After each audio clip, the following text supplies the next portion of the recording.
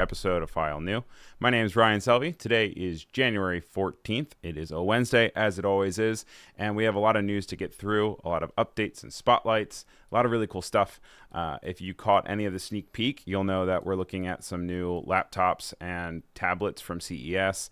There is a new rebrand for both Iceland's nutritional guide and America's nutritional guide.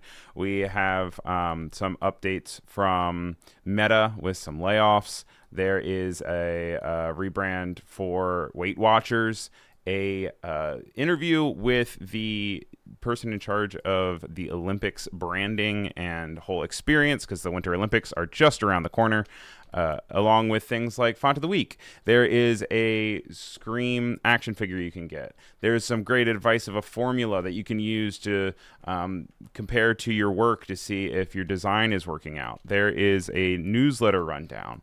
We have resources for you, among a bunch of other things that I probably have not previewed yet. But we're only here for an hour, so I want to make sure we can get through as much as we possibly can. I want to say hello to everyone that's in the chat, both for live stream on YouTube and Behance. If you're watching the replay, though, stick around. I promise it'll still be worth your while. So without further ado, let's hop on into the news.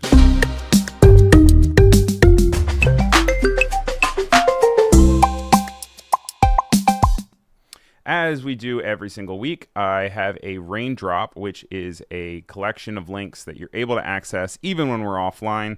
I'm going to go ahead and throw that in both chats for you guys. Cody, if you're able to make it clickable in the Behance chat, that would be greatly appreciated. But if you're also watching the replay, it is available in the description. So you are going to be able to get that. And then also if you find the previous one, you can always navigate to previous episodes.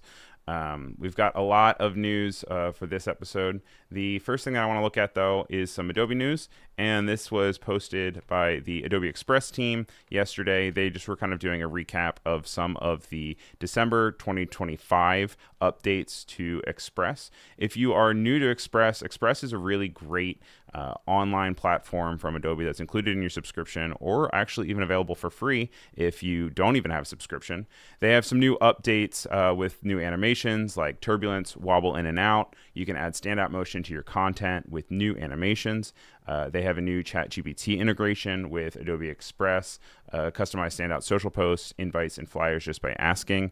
They have bulk PDF import, so you can easily import up to 30 PDFs at once. So no matter where they're originally made, you can quickly turn flat PDFs into layered, editable designs, which I know a lot of people also run into. Copy and paste text style, so you can easily copy and paste text style within your design, so you don't have to recreate it, or it just doesn't come in as natural, like plain boring text. And then also for enterprise only, there are some updates you can see here at the top to roles and permissions. So you can make sure that you have good compliance across your entire organization content, so someone doesn't come in and grief and mess everything up. And then that way you can scale Adobe Express to then be something that you're using all the time for all of your social content. There are new add-ons like the Binder add-on, which helps teams creating on-brand and avoid rework directly in Adobe Express. You can give everyone access to approved images, videos, and brand content. There's the Frontify add-on, the Hootsuite add-on, and the NCS add-on. You can learn all about this and more at the link in the raindrop that is available via the thing that I just posted.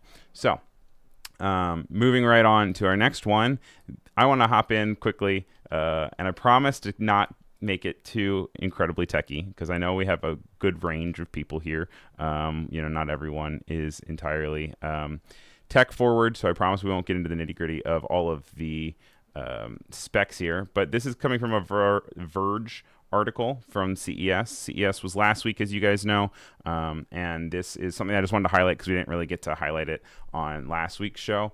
And it's this laptop that is from Asus, and it is the Zephyrus Duo.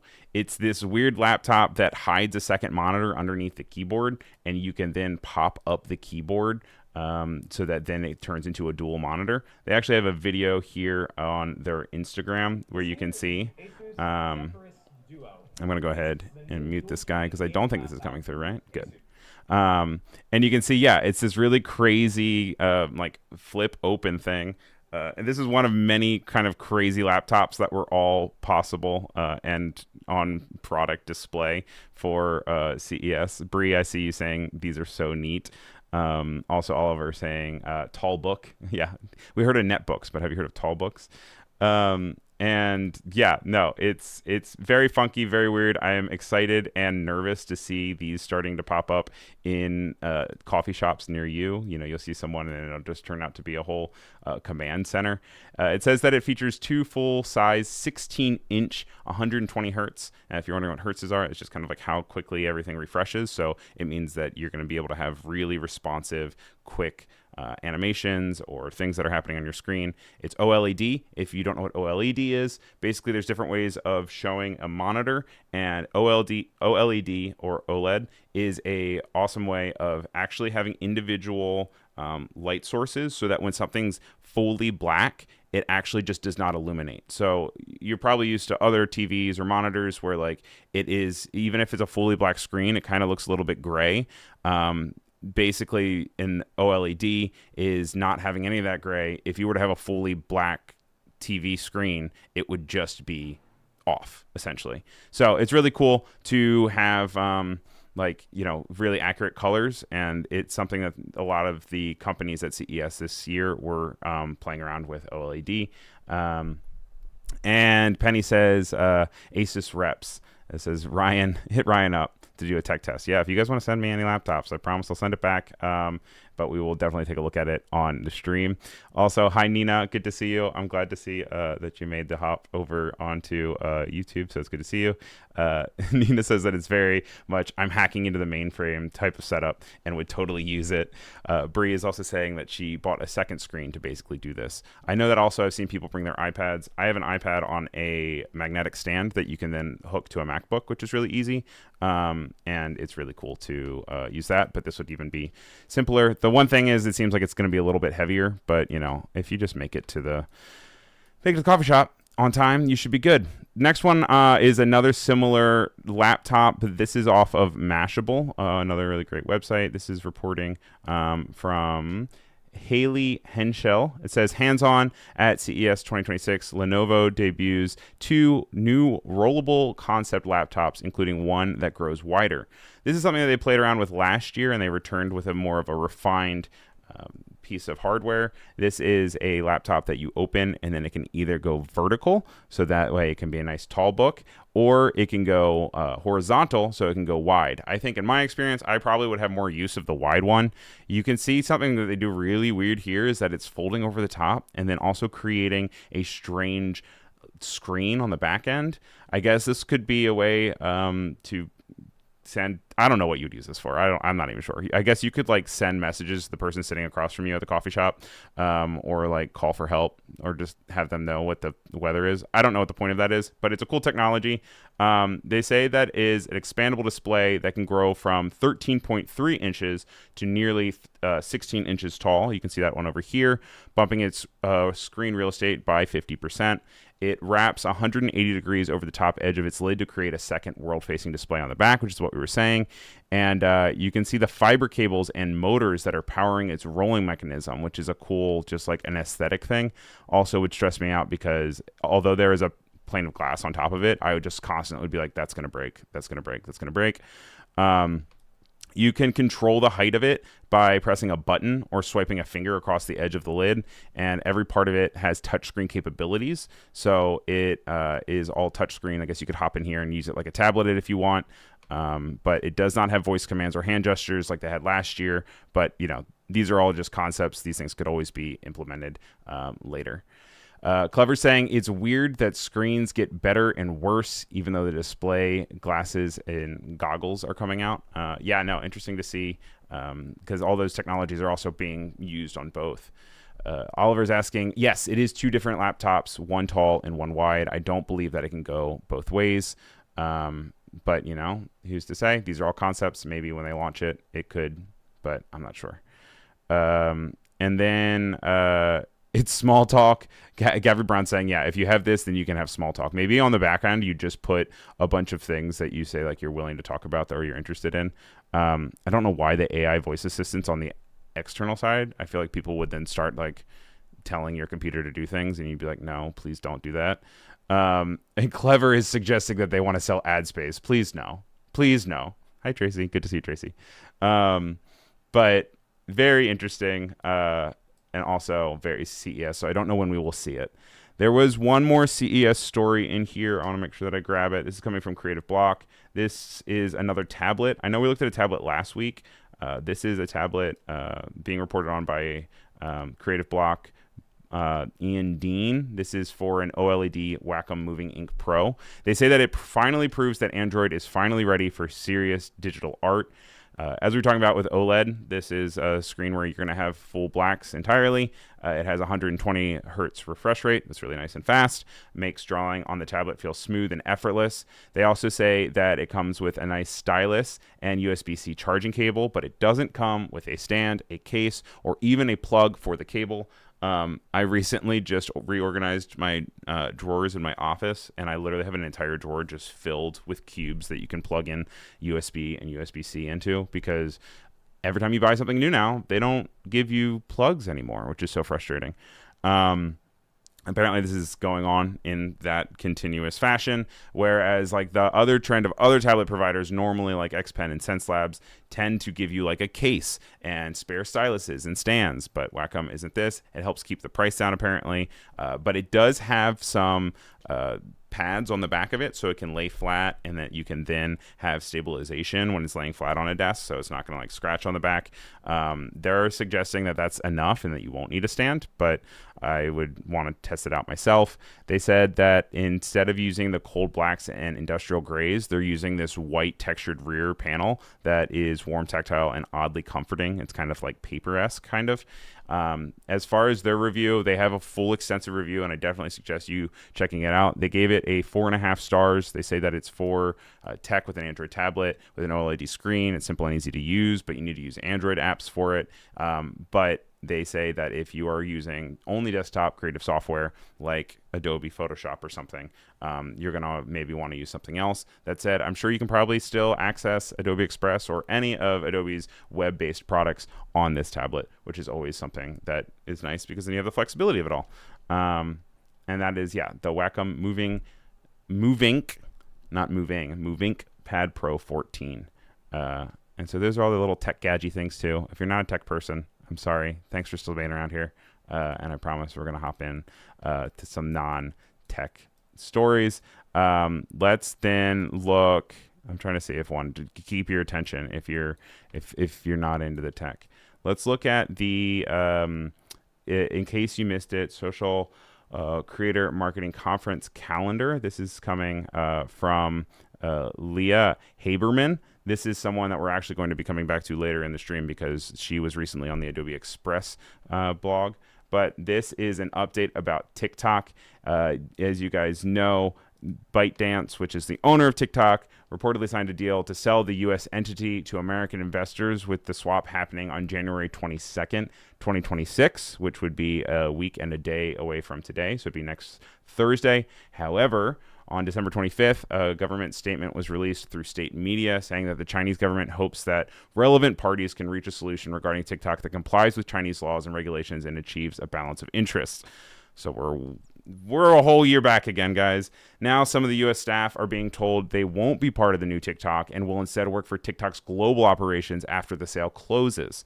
That's a whole mess. Interested to see how that turns out. This is a story that we've reported on 400 times now, always constantly changing. My mom is here. Hi, Mom. I just, yeah, who's to say what it's going to be?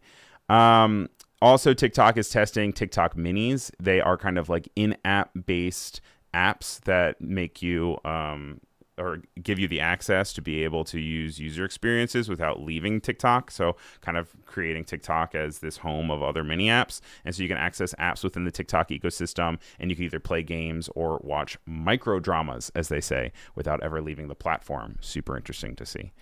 It is, yeah. What an interesting. Oh, yeah. Also, since it's December 25th, I see over in the Behance chat, Reverb Mike is saying "Merry Christmas, LOL." Yeah, no joke. Interesting. I mean, I guess it's not Christmas isn't big in China, so it's just any other day. going back to a little bit more of tech news, Discord is going public. I guess that would be a really good time to also advertise that the Adobe Live community has its own Discord. You can always hop in and check out all the different channels that are for different stream shows that we have. We have a file new one, and you can see there are even automatic push notifications for, or not push notifications, but push content for when there are updates within Adobe apps. So like Adobe Express automatically updated, and you can see that it automatically gets pushed to this channel. But you can also hop into this channel, suggest stories, talk about stories you're interested in. And then I also like to put links to both the streams and the raindrop in here, so you can always backtrack. There's also a schedules channel where we're able to see the schedule for the week. We'll be going over that in just a minute. But right now we are right here. You're hopefully joining us straight from the vodcast. And yeah, just use that as a resource.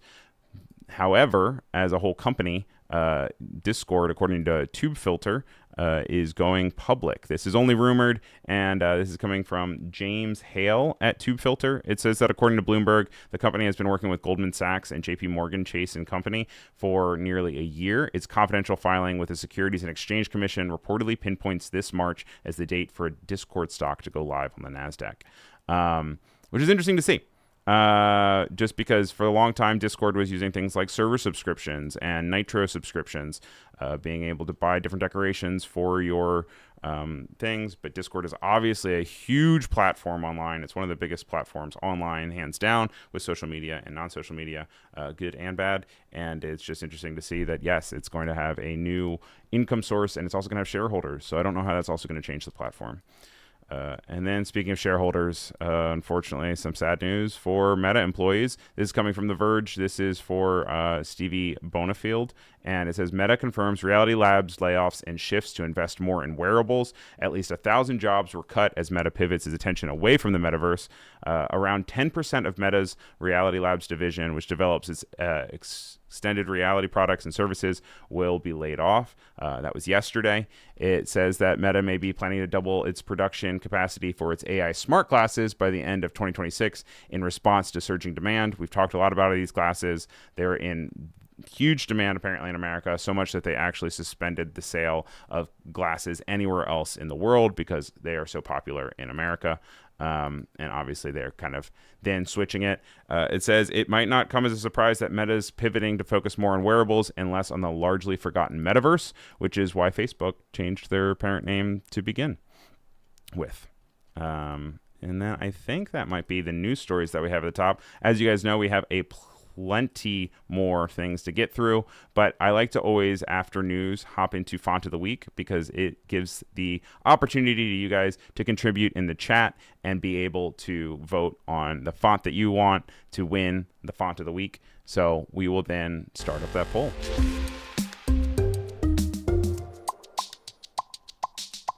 All right, I'm going to create the poll here every single week. We put the poll up, and then as the poll is running, I like to then go through each font individually. We like to then explore which one offers, which has glyphs, what doesn't have glyphs, how you might use it, and then you guys vote. At the very end, we are able to then declare a winner, and then we put them in the Hall of Fame, which is accessible on the Raindrop, just like all the other links that you have.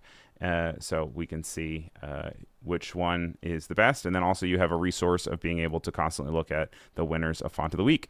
All of these available on the Adobe Font subscription, which comes with your Creative Cloud subscription. It's just fonts.adobe.com. And the first one that I want to look at is Gunter. Gunter is a bold, modern, quirky half sans serif display font that is in a category all its own. It has a super strong, grounded, horizontal present with playful cuts and loops inspired by the 60s and 70s. It was designed with social media in mind, and it is sure to stand out. It comes with an alternate style set with more traditional caps if you don't want to get too crazy. The examples that they have here, it's designed by Harbor Bickmore from That Type. They have an example of using it for a really cool album cover. Maybe also just something like big as a big advertisement. It's definitely a display font, so you're going to want to use this for things that are not large amounts of copy. This is something that you're going to want to put as a large and in charge poster, artwork, displays, infographics, something that then is then complemented with a body copy typeface that's different after that. You can see here that we can hop into Photoshop, and I have a bunch of them lined up here. The numbers are a little strange. They're very loud and wiggly. The one in particular, I'm not crazy about how similar it is to a 7. That said, they did say that there's an alternate, so I don't know if you go into the glyphs if you're able to also switch up the numbers. I know that they said that you can switch up the letter forms, but I don't know if you can switch the numbers themselves. So that would be my personal take, is that the numbers are a little difficult. They do have a nice collection of symbols here, money signs. They've got things for you to do your math homework, percentages, punctuation. Not many glyphs outside of that. They do have trademark, among other things like rights reserved. And then I always like to put out file new. I can show you guys what it looks like when it is title case, and then what it can also look like when it is all caps. You can see here that you can always right click on something and show alternates, and this is going to be just taking out the cuts for these letters, and if you needed to do that for all of them, you could individually make them, so they're, as they said, not so crazy. I don't know, I like it. It's strong, it's fun, it's a display one. Oliver's saying, will the real forager please stand up, which is a great transition into our next one. Forager is a fun, also kind of, I would say mostly display typeface here. This is coming to us from the folks at, let me expand it so that we can look at it in full capacity. This is coming to us from Jacob Cummings from Overlap Type. It is very flowy, very organic, very, I could see this on something like in Whole Foods. Although Whole Foods, I guess, what is it? Erewhon is the new one that it's a little bit more like hooty tooty. I could also see this as a music festival. I could see this for beauty products. It says that it is a culmination of a deep love for display fonts, nature, and psychedelic rock. Heck yeah, dude.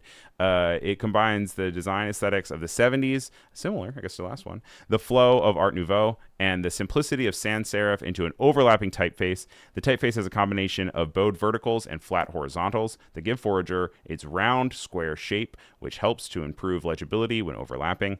The family consists of 5 weights in both overlap and tightly spaced styles. So I think this is really cool that you can make the tracking, which is the space in between all of the letters in a sentence, really, really tight if you want to, or you can also really spread them out. So, you can do file new like this, and you can bring everything together, and it's still pretty legible. I mean, I guess the F to the I is hard just because, that's how letters work.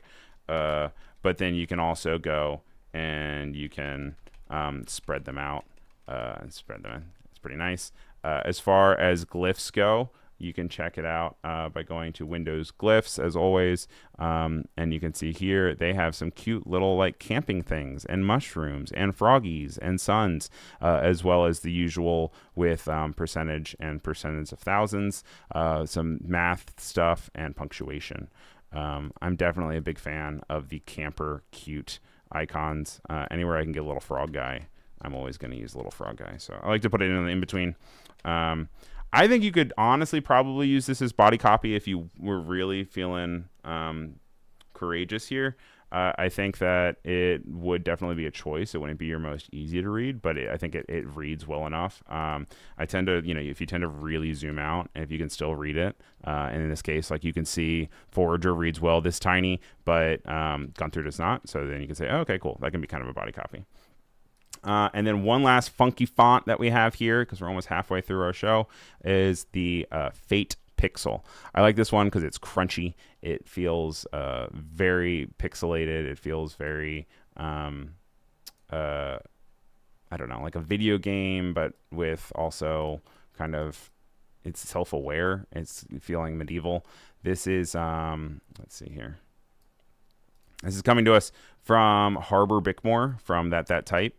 And this is, they say, they went into they went into a character when they were writing the description here on the website. It says, "Verily, behold the noble script of pixeled craft, wrought in the fashion of black letter, yet tempered with the spirit of old and the cunning of the new age. It doth come in twain fair style, the hard, sharp as night's tempered blade, and the soft, smooth as fine vellum beneath thy quill. In each glyph lies the steadfast echo of monastery scribe and market stall banner, yet clad in the raiment of retro block and square. For proclamations, scrolls, and the adornment of digital realms, the font standeth as a bridge betwixt pixeled modernity and the hallowed hand of antiquity." All to say, there are two styles here. Also, I'm seeing Virgil saying D&D vibes. Yes, you could definitely use this for your D&D campaign. Also, like, I don't know, just video game wise. This is the crunchy one that I really liked. As you can hear, they said it comes in two styles. They also have a soft version, which kind of just takes away some of the hard edges of those pixel sizes or sides. There's a lot of flair and personality to the sides of here. I love the top of the L here, how it splits off, how the eyes point on top is a little bit of like cross across. You have a strike going through the W, available in all caps and also in lower cases as well, which is always really nice. And it's very legible, even at low sizes, because of the fact that it's pixelated. It obviously has a lot of character to it, so I don't know if you would want to do a full paragraph here, but if you did, you'd probably want to make it a little bit bigger. You could use this for posters. You could use this for video games. They have some nice accents. They have nice additives and glyphs. Nothing that is particularly like symbols or icons, but you know, there you go. I see Mike saying Molly Hatchet plays in the background, and Cody says that she loves this one. And ye old pixel jag, says Clever. Thank you. I put Forager on the poll twice. Oh no. Okay, guys. So this is what we're gonna do. Unless you guys didn't mean to do it, we're gonna say the second Forager here is actually for Fate Pixel, because I can't change it. And there's already 12 people that have voted, so I don't want to end it, unless you guys would like me to end it. In the chat, let me know if I should end the poll or if I should just let it go and we can all agree that the last one of the Forager is actually for Fate Pixel. Fate looks like it belongs in the game Blasphemous. Yes, it does. And Blasphemous is a fun game. It's a good call out, my team. Good to see you. And Cody just says, yes, I realize that Forager's on the poll twice. I'm not trying to sway the vote. I'm just saying, yeah, it's okay. Now it looks like it's tied. So I'm going to let that run for a little bit. Let me know in the chat if you guys want for it to be something else. If you want me to end it and start it back up. But that might also be in the benefit of people who don't want Forager to win. So let me know. We'll let these three run for a little bit as they go. Clever's yelling at me for stacking poll numbers, which is fair. And I'm sorry. I'm multitasking, okay? I'm running production. I'm clicking links. I'm telling you guys what's happening on screen. But while that's running, I do like to keep it running as we progress through the show. So if you guys need to go back at some point, Oliver's saying that he voted for the second Forager with the assumption that it was supposed to be Fate. Okay. All right, so it sounds like that's kind of understood. So I know this is Tracy's favorite or Alyssa's favorite section coming up, Rebrand. It's the section of the show that we like to look at rebrands and new approaches to design for companies or sorts of things. Tackle Boys, what's up? So let's go, and we're going to hop over into Rebrand.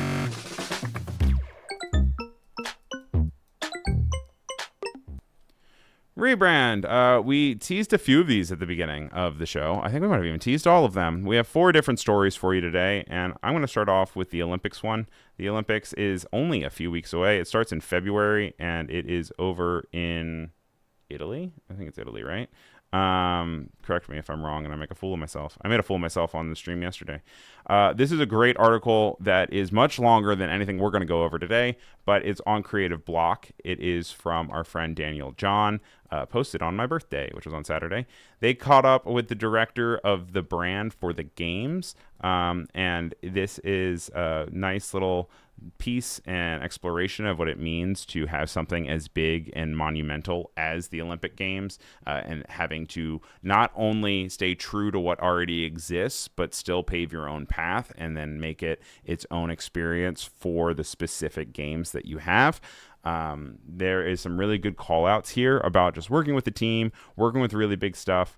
It says that they did really important work on their brand personality after the launch of the logo. Apparently they made the logo and then they realized that the team was starting to grow and there were missing structures. They said that they have words that have guided them now, so that whenever they designed anything, they came back to those words and said, hey, is this clearly positioned to be with the brand? So every time they said, does it fit within that brand positioning, and is it vibrant and dynamic? So vibrant and dynamic, obviously very ambiguous, big words, but vibrancy I think can come down to a lot of being able to agree or disagree if something is vibrant. And then dynamic is just something that I feel is very present in 2026 design. Not only does it have to exist and work well in one space, it is going to exist in many different places, and even in one place it might move around and animate and change. So being dynamic is very important. This is all coming from Rafaela Pani, Director of Brand Identity and Look for the Olympic and Paralympic Winter Games for Milano Cortina in 2026, which is in Italy. Thank you for the confirmation to our friend Oliver in the chat. Are you guys going to be watching? Is anyone watching the Olympics? Do you guys have a favorite sport, actually, for the Olympic Games? I really, for whatever reason, like bobsledding. I don't know why. There was a GameCube game that we had growing up that me and my sisters would play all the time, and we just always would do that. We'd also would play figure skating one that was like DDR, and that was really hard but really fun. They asked if there was a favorite part of the design that really stuck out for Rafaela. And she said that she didn't have a preferred one. She thinks that they're all different and challenging. She said the mascot came out of the design of a child, which I know we looked at Tina and Milo for an episode like a year ago when they first revealed these mascots. It's really cute because Milo is, only has one leg, which is nice and reflective of the Paralympic Games. And it was based off of a design that a child had, but then they had to learn how to transform the design of a kid into something that really works even from a commercial point. They said that the medals were also very challenging.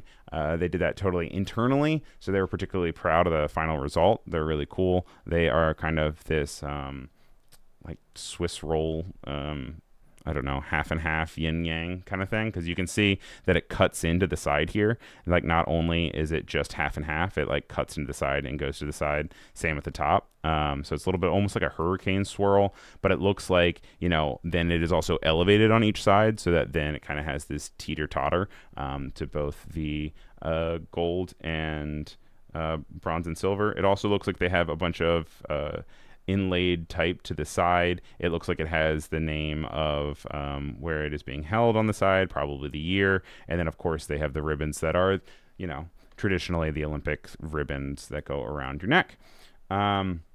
They said that the look of the games is something they dealt with internally as well, including how the graphic layout applied to the venues and all the brand assets. They were in charge of the design of the mascot, the torch, and the medals. The torches also looked really cool. They look a little bit like fitness workout gear. Like, I feel like I could probably like do like crunches with this, not crunches, like those things where you go and you like roll them out, and like an ab roller. And then famously, ever since like the 70s, every single time you host the Olympics, everyone always has to make new little symbols for each different sport.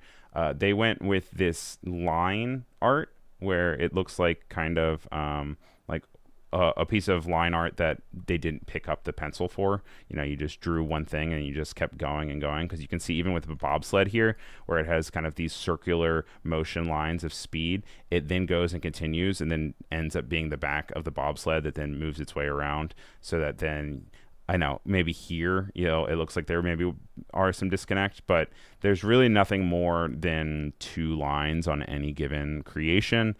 There's lots of motion lines for them, like, with the spinning of the figure skater here, you have these circular motion lines, which are cool to see. And then, then you have the kind of arch of an alpine skiing individual, which is kind of cool to see. And then who's ready for curling? Who's ready for curling? I'm seeing that snowboarding is Mike's favorite sport. I didn't see anybody else's favorite sport in here, though. CV Girl is asking why there's the same font on the vote. Yeah, no. So the bottom one actually is not going to be the Forager again. It's actually going to be Fate Pixel. So if you want to vote for Fate Pixel, that's the last one, which is Forager. So a little confusing. Sorry about that, but we didn't want to restart it just because we didn't want to lose everybody else's vote. Penny is saying that the designs are cute. Not sure which one you think is the cutest here. I don't know if you were responding to the pictograms or if you were responding to the really cute mascots. I think probably the mascots, just because they're cute. Cadella said, I'm not usually a minimalist with design, but the spot icons are nicely stylized. Sport icons, yes. Also, Clever really likes cross-country, which is very fun to see. The cross-country skiing. Are they still doing that this year? And also, 100 Larks is saying that they like the simplicity of the pictographs. Yeah, I think it's strong. I'm always excited to see the design. It's always its own thing. You have the opening ceremony, you have all the other stuff, but between each country's design for their uniforms and how the branding happens and the motion graphics and everything to be seen on the Olympics are such a international, global phenomenon that it's always really exciting to see how design is approached, and then also reflective of the year that it's in, because that is just how it goes. Taylor, however, feels contrast and feels like the icons look unfinished and boring. So, yeah, absolutely. And I also love and want to just reiterate that, yeah, for anything in these shows, you guys are more than welcome to let us know what you think and let us know if something doesn't vibe with you, because everything is subjective. And yeah, there's something to be said, a little bit of critique. Also, Valdair, thank you for the nice comment on Instagram. I did have a little reel about the preview of some of these stories on my Instagram. I'm just Ryan Sylvie on Instagram if you guys are interested. Now, since we are speaking of actually what I was doing on Instagram, let's hop into Iceland's new nutritional guidance here. This is coming from Aton. I originally just grabbed a screenshot from the top of their website, but then I ended up seeing that they had this cool one too. Aton is a diverse workplace where an interest in current affairs is at the forefront. This is off their website. They say that their work ethos revolves around collaborative teamwork with concentrated efforts to cultivate a dynamic team culture at the core of everything they do.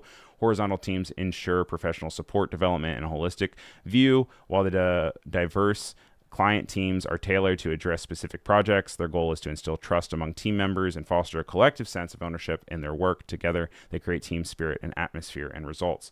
They did these dietary guidelines for Iceland. Apparently, every 10 years, they refresh their dietary guidelines. The scientist-based recommendations emphasize a varied diet and give people an up-to-date, practical foundation for their everyday eating habits. Their task was to bring the new advice to life, give it a clear visual voice, and share it with the public.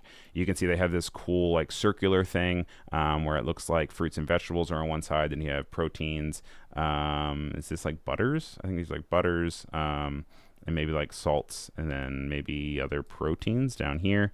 I have no idea what this says. I'm guessing it says something like eat healthy or nutrition.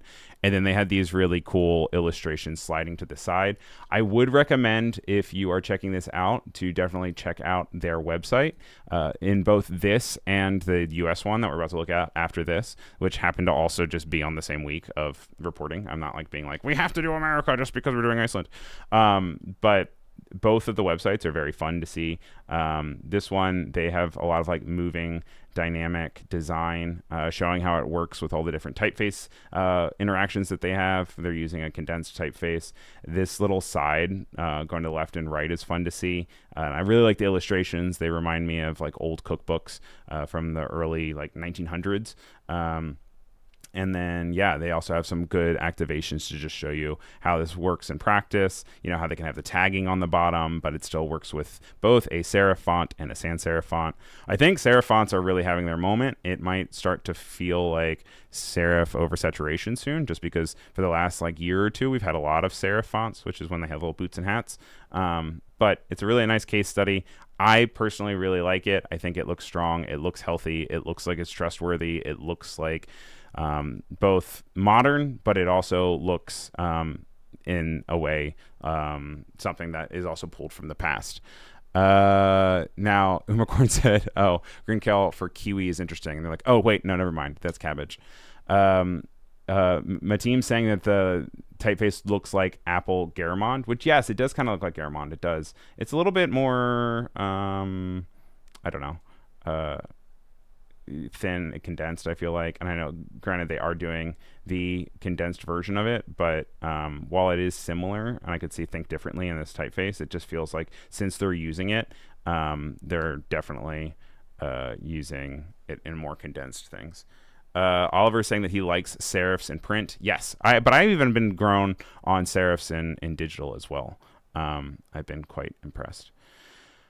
Similarly, let's hop back over to the American side of things. If you go over to the Raindrop, you can see Eat Real Food is a fun animation website, and this is coming from an official website of the United States government. This is realfood.gov. And I like these little like apples that are like popping up in the banner here when it's telling you that it's an official website. Basically, America updated the guidelines. If you guys are familiar at all with the food pyramid from the 90s, it looks a little bit something like this, which is a little bit of a nightmare. I can't believe that we even like focused on this for any period of time. Like, who's gonna have 11 servings of bread, cereal, and rice every single day? Like, are you just eating full loaves of bread? Like a one serving of normally sliced bread, I think, is 2 slices. So that by that means that would be 12 slices of bread to hit your serving capacity for this thing. And this wasn't even used for that long. This was like in the 90s, and it was just kind of like implemented, and then it went up on all of these teachers' walls in classrooms, and then just became the standard to then like teach for 20 years, even though they kind of ended up pulling it back. This is not the most beautiful thing. This was a different time. They added like funky little shapes in there to liven it up, but I don't know why they put everything on black. That just seems like a bad idea. But this is the old one. So they're saying that this is decades they've been misled by guidance that prioritize highly processed food and are now facing rates of unprecedented chronic disease, because apparently diabetes is really big in America. Not apparently. I guess we just all know that. But they have this really fun website where it then does really good storytelling as you move down and you scroll. And they were like, we're going to flip the pyramid upside down. So the thing that I will say is that the illustrations are beautiful. It gives very like Norman Rockwell again. It's giving, like, I could see these all in an illustration, like on a Thanksgiving table, especially I mean, like the chicken there, and they're very beautifully illustrated. They feel very painterly. They feel very well executed.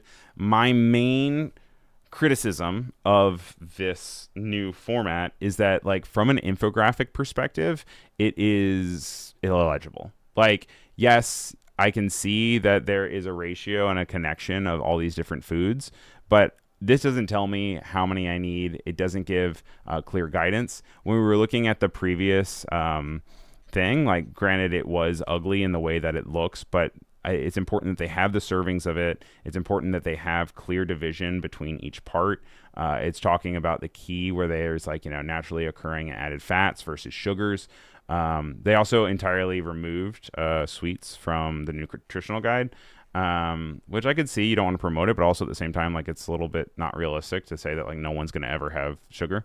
But this was a really cool animation, how then they zoom in and you're able to then see this. It then goes into the area where it's talking about your grams of protein per kilogram of body weight per day, which is so crazy because we don't really use kilograms. But then it is, and so it's in a digital sense, it then starts to make sense. But as far as like a poster or anything, it doesn't really serve its fully purpose. So aesthetically, it's pretty. From a design and utility case, I think it's hard to figure it out. Cody is saying, yes, it's hard to decipher. Umacorn saying illustrations are nice, but indeed hard to decipher. Oliver says, I have no idea what it's telling me.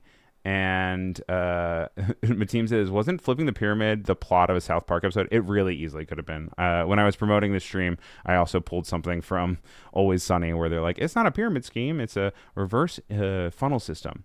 Cadella is saying the art is pretty, but it's kind of confusing. Everything's overlapping, so it doesn't really tell you anything. I feel like the ones that show options as a pie chart, portions on a plate are more clear. Yes, I agree. Specifically with like the Iceland one, I really like their circular one that they have, that we kind of, I think I grabbed a screenshot of here.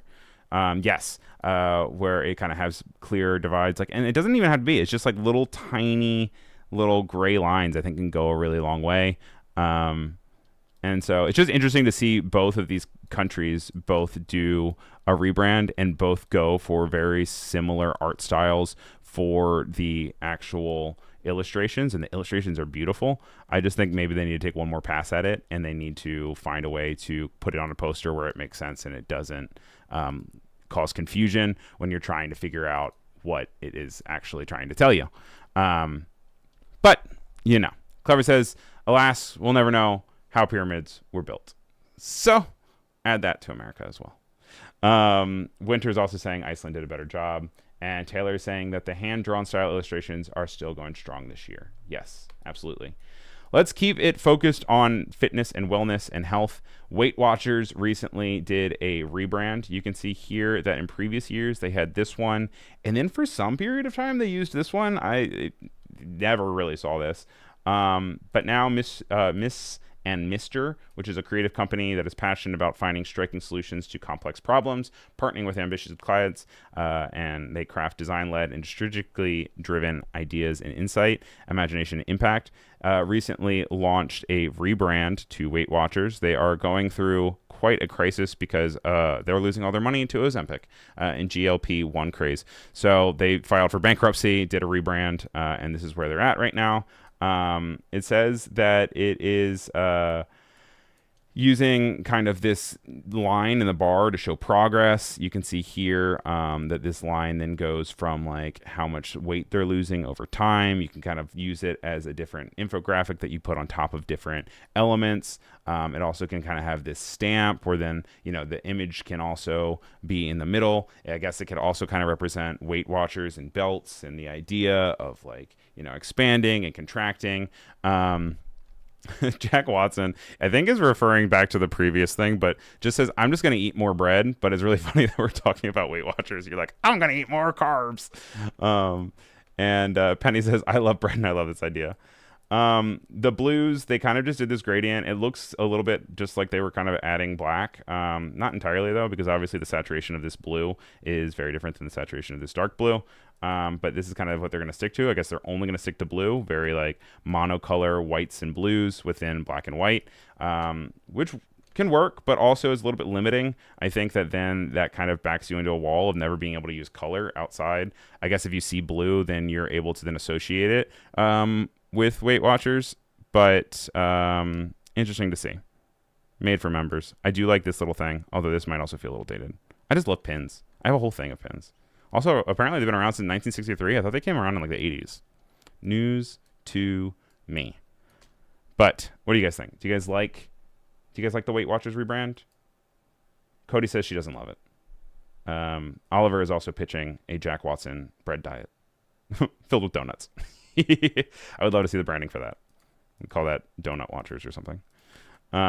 Even the poor logo lost some weight. The skinny. Yeah, so then I guess they were like, all right, we're going to just condense it fully out. It'll be nice and skinny. Skinny Weight Watchers. I don't know. I don't know. I'd give it a meh. Yeah, Winter's saying meh. It's like not awful. It's not phenomenal. It's kind of just, it is what it is. We've got a few more stories, and we've only got about like 5 minutes left, so I guess we're going to blow through them. We always run into this. I'm always worried I'm not going to have enough time, and then I don't have enough time. So let's look at Spotlight.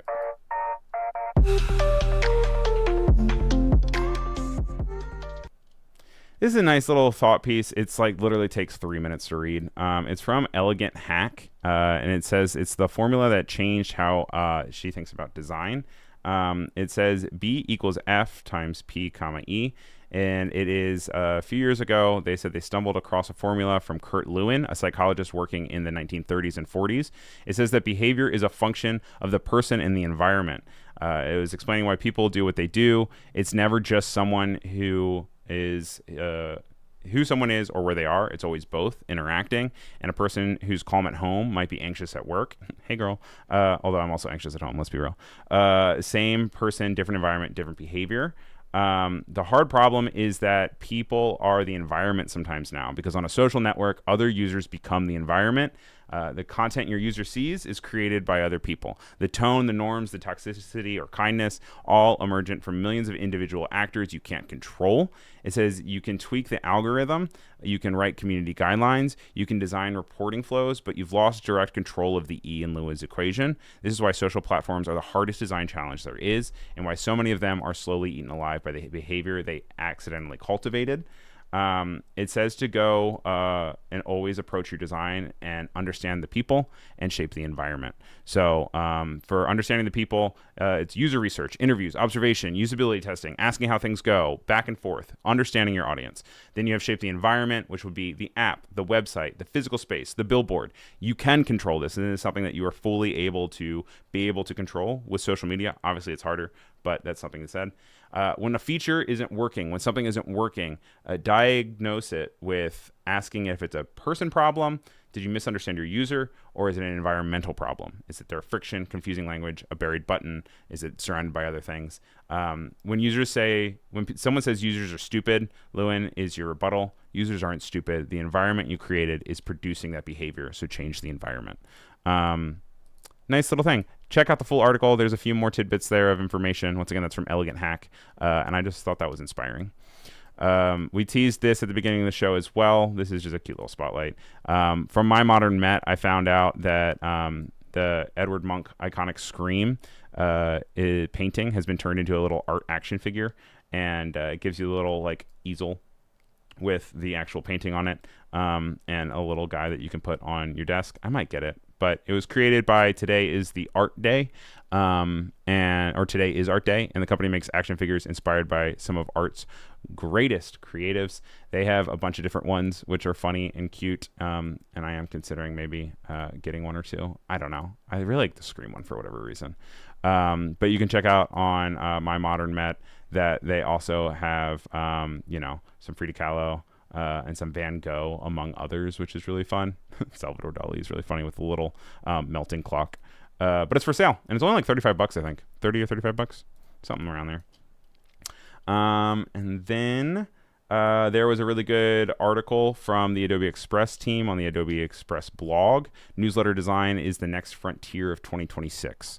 So I'm talking to all you marketers. I'm talking to everybody who has a community or following, where you're going to want to have some sort of direct connection and communication with users or people who are interested. It says Lizzo, Charlie XCX, and Lily Allen are a few of the many artists and celebrities who've jumped into the newsletter scene recently, and brands are right behind them. Rare Beauty, The Rebrand, Tory Burch, even traditional media outlets like New York Magazine are tapping into the newsletter renaissance to reach people. What used to be a niche medium for tech insiders and writers is now where culture is happening, whether it's through Substack, Beehive, LinkedIn, or any other platform powering the shift. We've also looked at Ghost. It says newsletters in 2026 need to be visual, skimmable, and shareable. They are about to get more designed, more collaborative, more hybrid media with audio, GIFs, videos, and carousels, influential and shareable. It says a strong visual identity is what makes a newsletter feel less like an email and more like a community you belong to. It says that Silence Brand newsletter leans hard into the signature crab emoji in all of its subject lines. So when people are looking through their inbox, they see a crab and they say, oh, that's from Silence Brand. Substack's publications are transforming individual experiences. It's not just a place to send weekly emails anymore. It's where you build worlds, and those worlds need to be recognizable, memorable, and distinct. In a recent In Case You Missed It subscriber survey, nearly 2/3 of marketers, which is 63.4%, said newsletters are the next channel they want to explore in 2026, and 1 in 10 agencies are already using Substack. You just want to make sure, if you want to check out some inspiration for it, apparently Silence Brand is saying that memorable palettes, distinct logos, unique graphics, visual spacing, and custom branding are all really good to check out. We're going to run over time. And you know what? We can do it because we're in YouTube. If you're ever on Behance, you might get cut off. Make sure you stick around. I do this every week. I'm sorry, but after this, we're going to Twitch anyway, and that doesn't start for another 5 minutes, so we're probably going to go to the top of the hour. So, sorry again, but hop on over to YouTube. You're about to be cut off on Behance, and you're going to be 2 for 2. One last thing we're going to get into is resources for you guys, and it's exactly what it sounds like.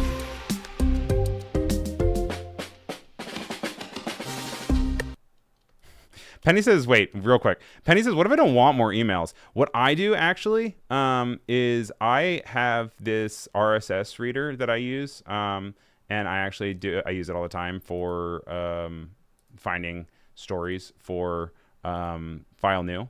It's called InnoReader, but there's actually a bunch of different ones. And I actually have a email specifically set up to then pop into here. So then if I want to read my newsletters, I don't have to get it in my inbox. I instead just have it go into this area of newsletters. So then, then I also have everything kind of like lined up in all the ways that I am interested in here. And they have all my different subscriptions. We got Sidebar, My Modern Mat. You just see these are Creative Block. These are a lot of things that I also regularly are pulling from. I also have my video games and stuff. Which, by the way, side note, Animal Crossing update launched early. So goodbye to my personality for the next month. But that's also a really good way to do it. Or set up own email for you that is just off to the side. And then you're able to then open up that inbox and just get a little bit more curated people talking to you. Wade says he just got here, and if we could start over. Yeah, sure thing. All right. Starting from the top. Just kidding. But for resources, the most important I want you guys to really check out is for all of our developers in the house, UI, UX folks. PlaceCats is the perfect place for placeholders for your project. This is an open source project where you essentially just put a piece of code into the URL section as a placeholder for a website that you're building out, or UI UX that you're building out. And it then will put in a picture of a cat. You can either do specific cats, you can do random cats, you can do black and white cats. You can then add different modifiers to them to then make sure that they then fill the space properly. Then, you can then just kind of build out mockups and then be able to generate and preview them out entirely free. It's just placecats.com, which is very fun. Cody says, "Oh no, cut off on Behance. I lost track of time." I know. I promise. We'll be quick. We're almost done, and then we're gonna guide you all over to Twitch right after this. I have 2 motion plugins that I came across this week that I thought would be useful for you guys. Frankenstein is an AI-based face segmentation. Ryan, what the heck does that mean? Basically, one part that is not fun of being a motion designer is when you have to track things, and it's really hard. And then not only do you have to track it once, but you have to track it in every scene then to make updates across things. This is using AI to be able to identify faces and be able to adjust things straight from there. Oliver wants to know if we can use cats to fill the space of the out-facing screen of that laptop at the start. Yes, absolutely. Just use the external screen to only be cats. Very smart. But Frankenstein lets you generate precise mats for individual facial features. They're talking skins, eyes, mouth, and teeth. So you can then switch things out. You can add makeup. You can change stylized effects. You can adjust accordingly. You can whiten teeth. So in this case, you're just able to automatically find the teeth and be able to whiten it, make people feel better about themselves. And then, it says you can easily enhance portraits by highlighting or adjusting the colors of individual facial features for quick beauty touch-ups. So this is linked. It is a paid plugin. I have not used it personally. I mostly just found it. I thought it was interesting. It's on AE scripts and AE plugins. They tend to be really good curators or really good quality products. It looks like right now it's $50. It's coming from Blaze plugins, and they have their own AI system for it. But you can see that in here they're able to like add green on everyone's face, be able to kind of update in real time. You can do cool effects like maybe like white out someone's eyes, make it creepy, drain the life of someone's soul to bring down the saturation. And then, yeah, it's all within this nice little easy side UI that fits right into After Effects. The last resource that we have for today and the last story before we then declare a winner for Font of the Week is also an AI-based plugin, but this one is also focusing on doing the things that you don't want to do. This is logoswap.ai. It's an AI-based logo replacement service, and you can easily apply animation. You can easily swap things out on t-shirts.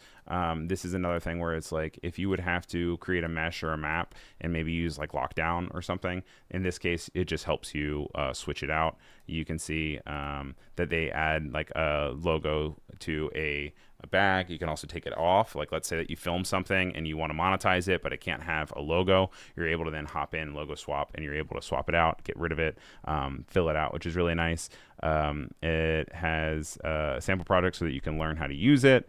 And then you can also create multiple brand versions. So maybe you design a t-shirt and you want to show it, but you just want to use the same picture. Then you can always use it. It's for content creators, broadcast and sports production, and it already has a pre-trained model, and you can use your own logos. That way it is ready for you to go. It's $50, and it's coming from Blaze plugins as well. It's on AE scripts and AE plugins. As always, this is Ryan Selvey saying this, not Adobe, not a full endorsement from like Adobe for anything. That's just... I happen to be on Adobe Live, but I am not a speaker of Adobe Canon or whatever you call it. So let's hop back to Font of the Week before we close out.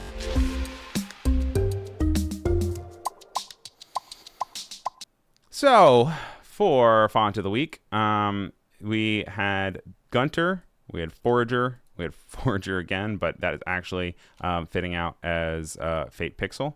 And we had 23 votes this week, and with 43% of the vote, the winner goes to Forager. And this Forager is actually the second Forager, so this is the one that I guess assuming is people actually voting for this one. Don't ever say that I rigged the game, because I kind of did on accident, and that was not intentional. But we'll go ahead. We're gonna add that to the Hall of Fame, which you can get to by going over here, and then you can swap over into Font of the Week winners. I'm gonna go ahead and drag and drop Font of the Week winners. That is our 24th winner that we have cataloged here. I'm gonna actually reload that. Did it pop in? Nope. Forager, where'd you go? Where'd you go, Forager? It's on here somewhere. I'll make sure that gets added because I'm not seeing it populate here. Interesting. Was it undersorted? Did I accidentally put it unsorted? Okay. I'll make sure it's in here. It's Forager. But you can always access that. I'm going to go ahead. I'll put that in the chat as well. Oh, the second one was Fate? Fate one? Oh. Oh. Oh, goodness. Oh, goodness. All right. So I lied. Everyone's telling me I was wrong. Okay.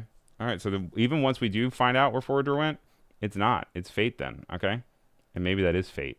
It was Fate that Fate won, right? And does that populate better? No, I don't know where my Font of the Weeks are not populating, but we'll get it. It's not rigged. Everyone calm down. Everyone calm down. So we'll move this over to the true winner. I'm so sorry. This is like Film of the Year again when La La Land accidentally won over Moon... whatchamacallit? Oh my god, I can't think of the name. I don't know. I'm freaking out. Everyone's saying no, Forager won. You guys can battle it out. We'll have to do. I don't know which one was actually supposed to be Forager, but I voted for it, what I thought was Forager. No, you're right. The results before the poll end was the first Forager. Okay, guys. Who knows? We're going to say both, you know? This is the first time ever in history we have two winners. Boom. What do you know? What happens? What happens? Okay. We are so over. I'm going to get in trouble. What if we merge the two? No, that's gonna be too much. I need to go. It's 2:04, and we're already late because if you guys go over to twitch.tv/Adobe, that is where CA and LA are currently live, and they are doing a wonderful. Oh, I went to CA and LA. Oops, I'm gonna go to twitch.tv/Adobe, and if you go over there, you will be able. I'm gonna wait for this ad to play out. But I would definitely recommend going over there, hanging out. There's people in the chat already. Jacob Paris is over there. You can go say hi to him. Say hi to Sassy Girl and Thrishmal. Thank you guys so much for being here. Thank you for voting on the rigged scenario. Ooh, I'm all the way down here. Whee! We're going to move this. Oop. Not like that. Not like that. Do you think this will be part of the cut down when they cut down this episode? Also, should I start putting things back on podcasts? I don't know. I digress. My name is Ryan Selvey. You can find me ryanselvey.com on Blue Sky or just Ryan Selvey. Make sure you guys go hop on over to Twitch to hang out. Thank you to everyone that is commenting. I will see you guys all on Animal Crossing. And I will see you all same time, same place next week. Thanks for being here. Thanks for watching. That's it. Goodbye.